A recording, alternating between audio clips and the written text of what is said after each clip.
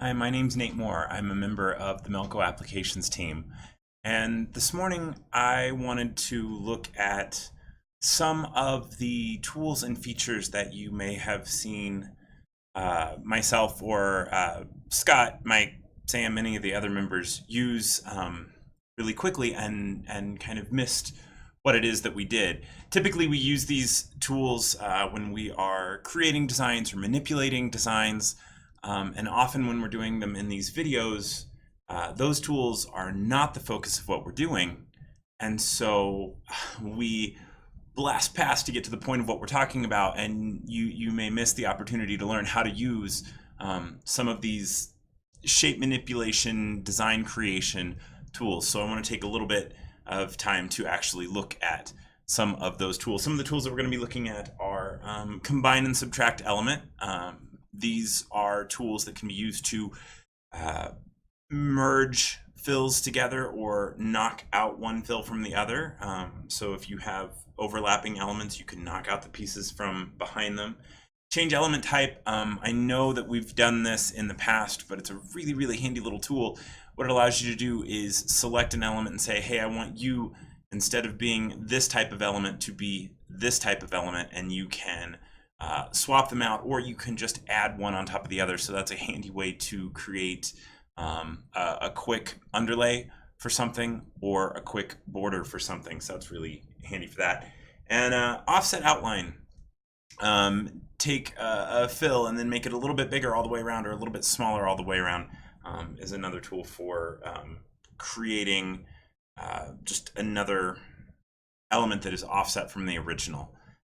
So again, I will use this for creating offset borders, so outlines and inlines, or I will use it to create just an overall primer stitch sometimes. So I know that Samantha has done a video on that, but this is a tool that I will use to help me do that more quickly.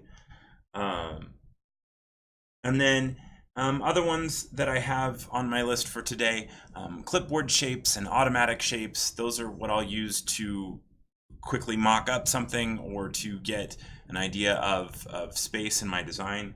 And then another one that is used far less frequently, but is a pretty cool little tool, is transform outlines. We'll take a look at that as well. All right, so let's get to Design Shop, and I will see if I can get into to where I can see some of your comments. Excellent. Good morning, all. I will try to watch two screens at once, but honestly, I'm kind of rubbish at that sometimes, so sorry about that. He says as he scrolls frantically to get where he needs to go. There we go. All right. Okay. So we've got on screen right now Design Shop. I'm running in Pro Plus. A lot of the tools that I'm looking at are available in the Design Shop Pro level, and a few of them are even available in the Design Shop level. And the first ones that I'm going to look at, the clipboard shapes and the automatic shapes, those are the two that are available in the Design Shop level. And to grab those, I'm just going to click on just a complex fill, and then the tools that I'm looking at are these guys right here. So this is the automatic circle input, and it works by clicking on one side, coming across the form, clicking on another, and then opening up, and that's going to open up my ellipse. And then when I click again, that shape takes form. And you can use this with other input tools, but it's a great way to quickly create ovoid shapes. The other thing that you can do with it is if you hold the Alt key, it will be a perfect circle. Super helpful for creating nice, clean automatic shapes. I need to pull this down so I can read what you guys are saying a little bit better. There we go. Hey, Janet. All right, so let's look back on screen. Here we go. At a clipboard shape. So if I were to copy this, and typically I would do this with Control C, but I'm going to do it on screen. Right click, copy. So you can see that I have now put that on the clipboard of my computer, I can go in under automatic custom shape input.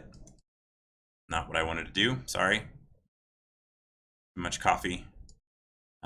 Stuttered on the mouse. But if I click and hold for half a second, I get a few more tools available to me. The second one over here is this little clipboard with a heart on it. That's the one I want. And this is a clipboard shape. What this allows me to do is copy an element of a design, or let's say that I had a bunch of little columns and they happen to make snowflakes and I wanted to have snowflakes all over my design. I can copy those and then I can grab this and I can then double click on screen and it will appear at the original size right where I double click. So you can begin to completely populate your design with, right now I'm doing just plain circles, but you could have snowflakes or bubbles or whatever you wanted. If you click and then move your mouse and then click again, you can scale the design and manipulate it that way. I would be a little careful with this. I typically like to double click, that way I'm not accidentally scaling something, and that way I know that all my stitches are still long enough to not cause me thread breaks and things like that. So double click is my favorite way to do this. But if I have a simpler shape just with a fill, I can definitely get away with click, move, click again to change the shape and put it exactly where I want it to be. All right. There we go. So that was a little bitty circle. To get out of it, I'm going to hit escape on my keyboard or come back up and click on edit mode, and that will get me back out of there. All right. So if I have two fills and they are overlapping, so right now I have a bunch of these guys. You know what? No, let's do something a little more real. So automatic shape, I'm going to grab this circle, and now I have a perfect circle that I'm going to mess with. I think I've done this shape before. This is just one that comes to mind when I'm dealing with circles like this. I'm going to duplicate this and I'm going to move this off and scale this down just a touch. Duplicate that, move that over. Duplicate that, move it over. And what the heck am I doing? I am using just these simple little tools to quickly, relatively, create some shapes that will become a pumpkin here in a minute. So I have multiple pieces and I want to align them so that they all look perfectly centered, and in order to do that I need them to be whole shapes. So this is the type of thing that I was talking about. In a video or in a webinar or in any of these things that a demonstration that you may see me do, I may hop through using some of these tools. So now I need to slow myself down and make sure that I tell you about the tools that I'm using. And I have these two pieces right here. I am then going to use combine elements to make them one piece. So what I'm going to do, I have three pieces essentially. I'm going to have the very middle piece, which is the biggest piece, and then a slightly stepped down version. I'm going to make it all one piece by pressing combine elements. So that's one piece. And now I'm going to do the same thing with these guys. I need to click and drag around the whole area, and I'm going to combine those. So now I'm going to grab all three of these, and I did that by selecting on one, holding control, clicking on others.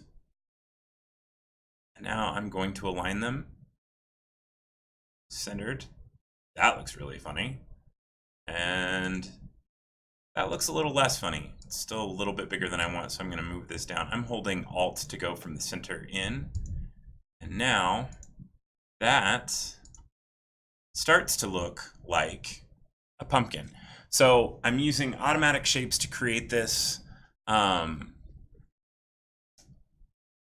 If I look at it right now, I have a bunch of pieces that are overlapping, and that's definitely not what I want. If I wanted the whole thing, I would select them all and I would merge them all into one giant fill by using combine element. Let me hit undo and do that again. So I'm going to select them all. I have all of these pieces right now. They are overlapping a ton. And I would use combine element to make it all one shape. No more overlaps. I'm doing really well with this. So that is automatic shapes. You can do it with circles. You can do it with rectangles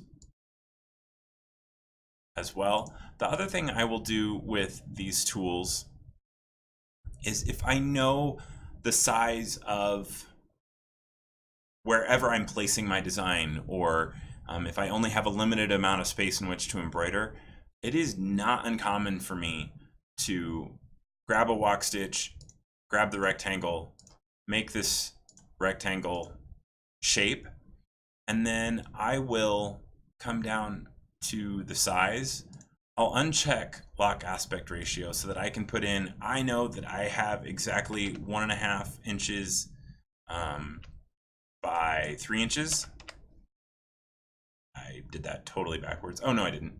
And then I would know that I need to fit right within here. If I knew that that was my space, then I can set up my design and I have a real size reference. So I will often use automatic shapes to do that as well, because when you're zooming in and out, you lose track of all of those kinds of things.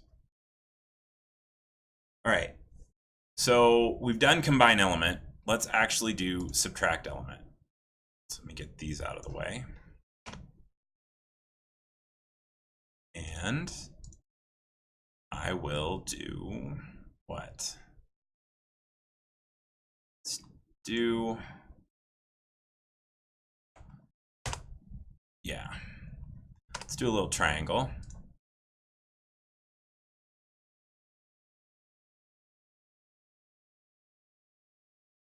And we'll give him a little face. I realized that I am now doing a jack-o'-lantern, and although we can watch these videos at any time, I am doing it at the start of June, so I'm a little out of season, but meh. One question, so if I had one rectangle vertical and one horizontal, and the starts and stops weren't close to each other, I combine the elements. Will that merge them together as well, so there will only be one start and stop? I think the answer is yes, if I understand the question correctly. So if I understand, if I have, here's a rectangle, and you said one vertical, I think. So let's change it, and we'll move them. My entry and exit point, so my exit point's over here, my entry point for the next one's over here. They're way far apart. If I select these and I combine them, yes, I only get one. I also only have one stitch direction. Sometimes you'll see some really weird things if you're doing a bunch of shapes combined all at once. You'll start to get some really weird stitch directions because it starts trying to merge all of them. If that's the case, don't stress. Just grab your stitch direction tool, right click within the selected area, clear the direction lines, and put in the one that you want. And then the other thing that you can do is you can move your entry and exit point to wherever you want them to be. But yeah, you'll have just the one set because it's only one shape. Awesome. All right, so again, that was all combine element. Let's look at doing subtract element. So if I was doing this, he's going to be looking at you kind of funny, asking, what is he doing? And then, oh, here's a good reason. Let's grab this circle, make it an ellipse, and I want to have him have a little bit smilier of a face. So I'm going to duplicate this, and I'm going to move this over. I'll bring this down just a touch. Whoa, wanted. There we go. I'll bring this out. And so I'm creating a shape sort of. It's hard to see. So let me make that light gray. So I'm using this to kind of mask out the other, but I'm making kind of a smiley shape. So I really only want this bottom piece. So what I can do is I can select, and I can have one overlapping the other, kind of preview what I want, and then I can knock that piece out using subtract element. Now, the way that it works, and I get this wrong every time, so if I do it now, I'm sorry. Select one, then the other, and then you subtract the element. I got it right. And the one that you select first is the one that will have the piece knocked out of it. All right, so, and occasionally you'll see when you do some of these operations, you'll start to see a few little pieces here and there, extra input points. Typically, they're not going to matter too much. If you want, you can select them, delete them. That's not exactly the look that I want, but you can go back in and edit some of those out. All right, so now I have this piece here. That smiley face is a little too big for him, but I'm going to move this down. Now, I can use the same technique. Let me delete that mask. I can use that same technique to kind of punch out the orange and just have a hole there.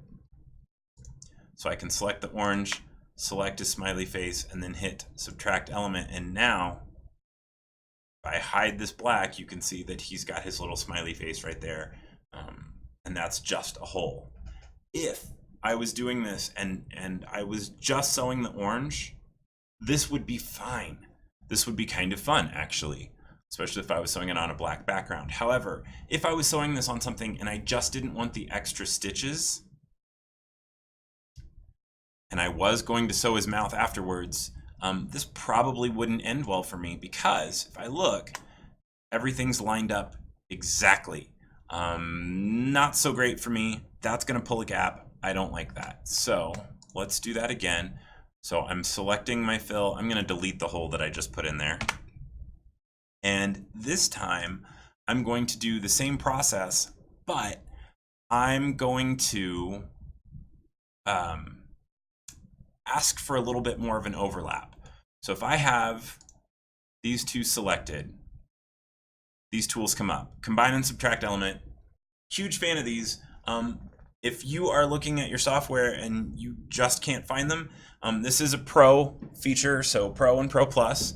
But the other thing is, if you don't have two fills selected, you won't see them. So select them. If I right-click on these, I'm going to get the properties of them. So I can say, I need to change my overlap. I would like a little more overlap than nothing.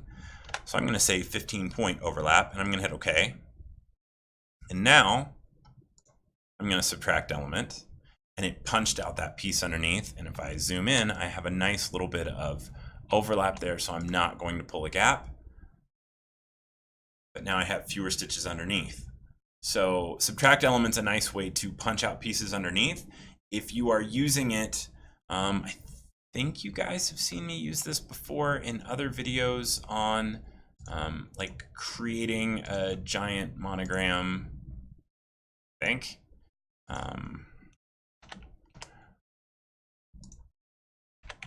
Maybe. So if I did something like this and I made it really big, I could punch this out of the piece underneath, but I need those to both be fills. Notice I don't have access to that right now. I need these to both be fills. So I'm going to use very quickly another tool that we talked about, change element type. So if I have this lettering selected, I'm going to come over here and I'm going to click on change element. This is a little red square to a little white square. There are also keyboard shortcuts to this, so half the time you won't even see me if you're just watching me digitize or edit or move these around. You won't even notice that I'm doing this. You'll just see me click on this and click on something else, and poof, it's a different element. But I'm going to do it a little bit slower. Slow down. I'm going to grab this. Change element type. Right now it's lettering. I don't want it to be lettering. I want it to be a fill, so I'm going to change it to a complex fill, and I'm going to replace it. So now I have a complex fill here. I'm going to make this a little bit bigger. line this up. Why am I working so hard at that? I have alignment tools. Center vertically, center horizontally, perfect. So I'm going to grab this, then this, because I want it to punch out of that piece. Subtract. And that's not going to look so great. Why? Because in this case, I didn't want that overlap, and I still left it on there. So let me try that again. Grab that. Sorry. There we go. Little holes left over, which means there's going to be one up here. All right, let's try that again. So I have that S. Let's make it a different color so y'all can see it. There we go. Select the fill, then what I want to punch out of it. Right click, double check my overlap. This time I do want 0. And subtract the element, and then I'm just going to delete this S. So this is, you can do kind of an embossed effect on terry or towels, things like that. And I'm going to lighten this up. That has a ton of underlay under it. I'm going to turn that down to nothing real quick. And then I'm going to bring my properties on screen so you can see what I'm doing. I'm going to go turn Trapunto on and trace border. And now that could create kind of a really fun little, almost there, almost not, kind of monogram on a towel. And I did that again, automatic shape, change element type, subtract element. So not a lot of work on my part. Honestly, the hardest part for me right now is remembering to slow down and tell you guys what I'm doing. So if you're not having to explain this as you go, you can really knock out some pretty cool stuff very, very quickly. Change element type. You saw me just take lettering and change it from keyboard lettering into a complex fill. Doing that with lettering and changing it to a fill, that's one of the few times you'll see me break my rules, and typically I'm going to be a huge advocate of embroidery alphabets. If you're using keyboard lettering, make sure that you're using keyboard lettering that was meant to be embroidery. It's going to be digitized for embroidery. It's going to have really good effects for you, unless you're going to change it into a fill. So this is where I kind of break those rules. And if I'm planning on creating a monogram like this, where I'm punching out and I'm actually using just the outline shape as kind of a base for something, I want to grab something that is nice and smooth. It's really only one shape, so I'm going to use a TrueType alphabet, or pardon me, a TrueType font most frequently, because it is at its heart just a little vector shape, and you can grab that and manipulate it and do whatever you want. When you do this with embroidery alphabets, and you can do it, it takes all the pieces that the digitizer used, so all the columns, all the walks, all the whatever, and it kind of merges it together, and there may be an overlap or a slight gap that the digitizer intentionally left because he or she knew that the stitches were going to push.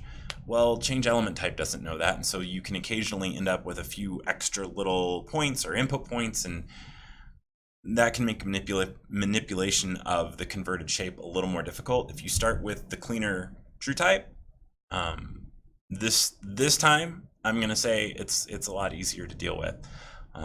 So super fun craziness with TrueType. Let's do another super craziness with TrueType. I'm gonna start over. I'm gonna have so many windows open. Let's do this again. HS. So I'm thinking of completely non-city specific high schools. And I'm gonna go grab Century. I'm gonna make it bold. Again, I'm dealing with the TrueType here. When I had it selected, I don't know if I can point out and keep it hovered at the same time. Nope. Right beside my cursor, you can see that it is the TrueType that I'm dealing with. You can also tell because I have the bold and italicized options available to me. I'm gonna make this big. possibly really big. There we go. And I am going to use just the shapes of this. Now, if you have the vector option, you can do all of these combine and subtract and offset and all of these options you can do with vector fills as well as complex fills. If you don't have the vector option, you can do them with complex fills. It just may take a little bit longer as it's recalculating stitches or it's dealing with multiple stitch directions. So typically, if I'm not doing this where it applies to multiple levels of software, I'm going to do it with vector, change them all up, not worry about stitch directions until the end, and then I'll worry about stitch directions. Since I'm trying to make this apply to more levels of software, I'm going to do it with the stitches, which can show you some of the hang-ups where it starts to get a few different stitch directions or things like that. So I've got these guys here. I'm going to bring this down over here. So I'm just clicking on the handle and dragging it. I'm going to hold Control and drag it off of here. There we go. So technically this is still lettering. It's all true type at the moment. Now I'm going to use change element type and change this lettering to a complex fill. Again, you could do vector fill and not deal with some of the headaches that I may deal with when I start getting multiple stitch directions. But doing it this way, we can at least see them. And instead of replacing it, I'm going to add. And then I'm just going to hide this piece underneath so that we're just dealing with the two pieces.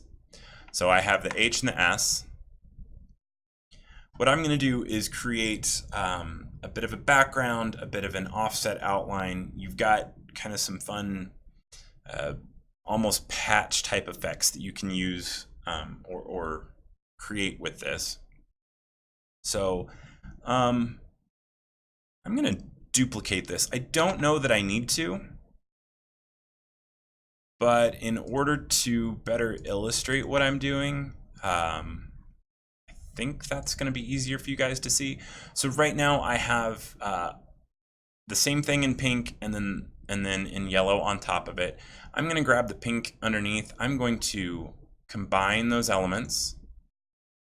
So now I have just one giant fill. So this would be kind of a really convenient way to underlay an entire set of letters. Like if I was doing this and I wanted it to push all in one direction before starting to sew the letters, I could do that.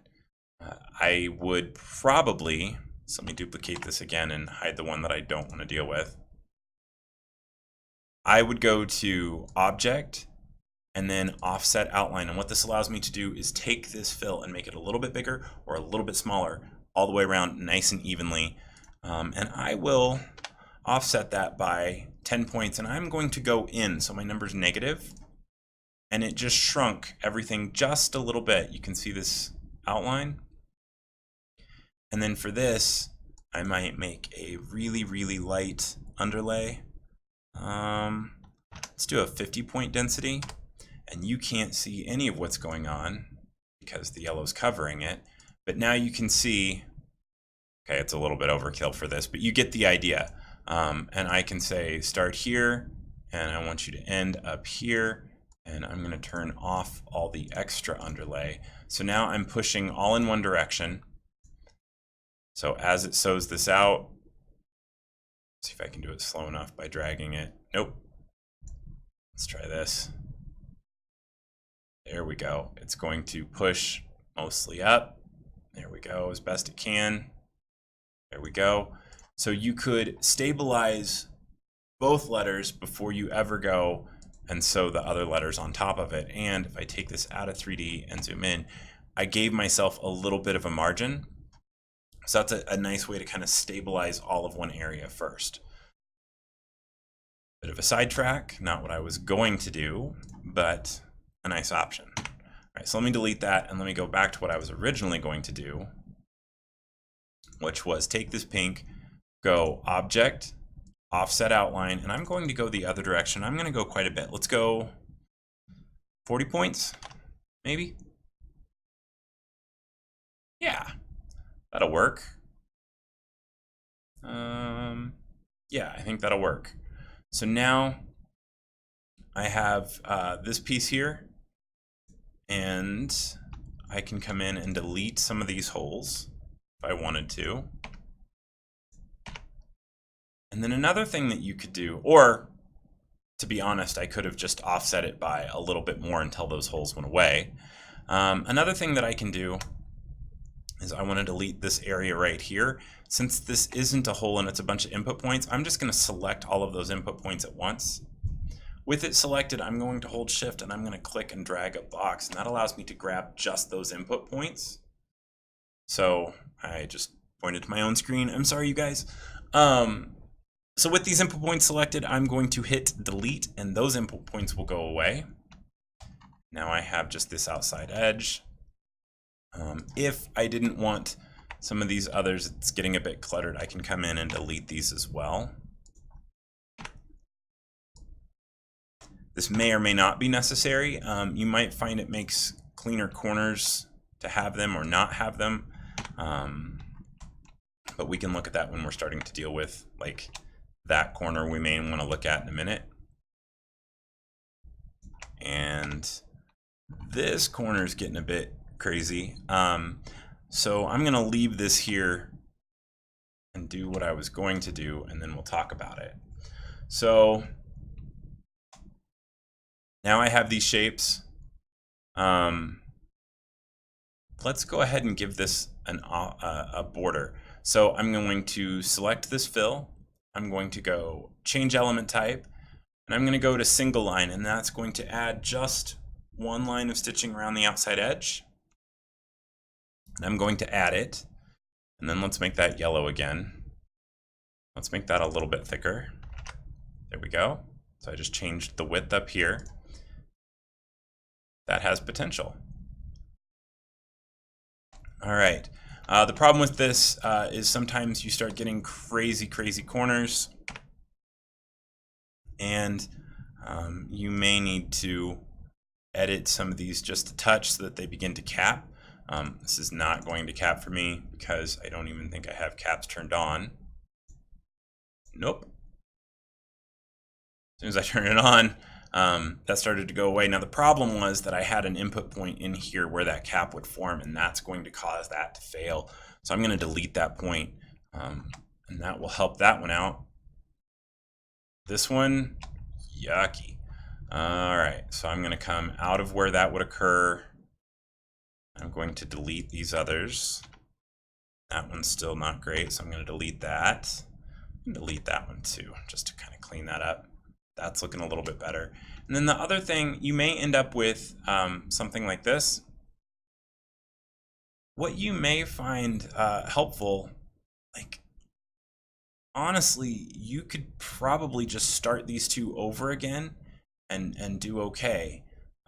So what you may find is going to operations and splitting the element to where you have the start and the stop. There we go. Overlapping each other like that, I think is going to be a much cleaner border, and I think that's going to look really nice. So I'm going to leave that for that. And now we have that nice border. I think that would do fairly well. The other thing you want to do, obviously, here's one where I did end up getting two stitch directions. Since they're the same, you're not going to notice it as much, but if I wanted to change one and make it 45, well, that's going to look weird. The other thing you'll notice is in the properties, you don't see my stitch direction. If you have multiple ones, you're not going to, so I'm going to delete this one. And now you can see my stitch direction. But my purpose in looking at that was typically I don't want to have, right now I had the H and the S and they were just going over in the exact same stitch direction as the stuff underneath.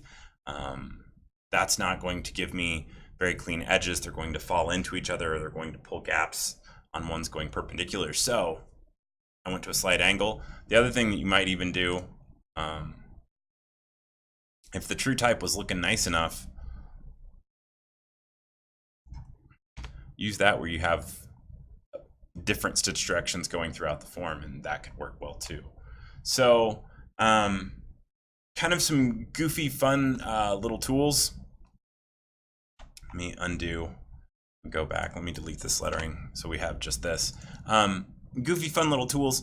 One last one that I wanted to look at might help for, right now, soup cans are the only thing coming to mind, and you guys are going, what? So let me go through here, and I will make a soup can so it makes a little more sense.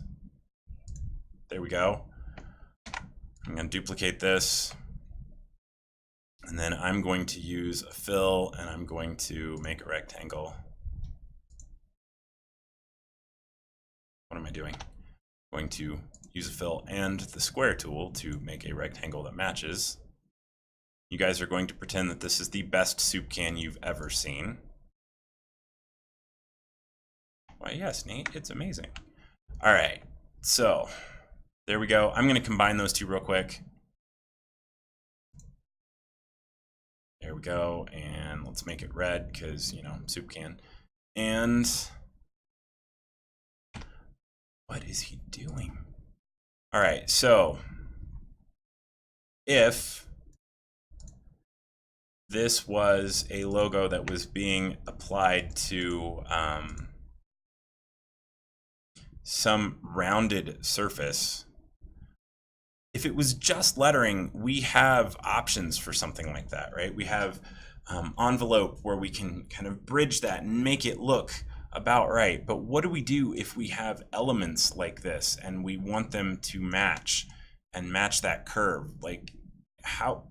First of all, we need to sew it on top so we can actually see it. How do we make something like that work? Well, we have another tool that I want to look at. Object, transform outline. So I can select all those shapes and I can transform that outline. And that gives me a line on the top and a line on the bottom, just like envelope for lettering. And I can edit this. There we go. Let's edit this one. Okay. And there we go. Can begin to rotate that down.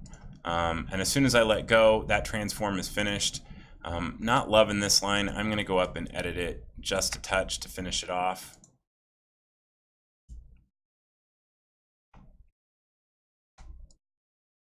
And now we've got a curved logo to appear to be on a curved surface. So quick manipulations,